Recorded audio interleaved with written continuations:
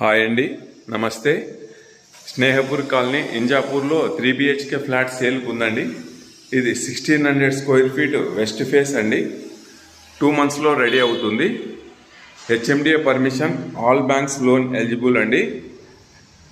మనకు సాగర్ రోడ్డుకి just 200 meters walkable డిస్టెన్స్లో ఉంటుంది. నార్త్ ఈస్ట్ కార్నర్ ఫ్లాట్ అండి ఇది.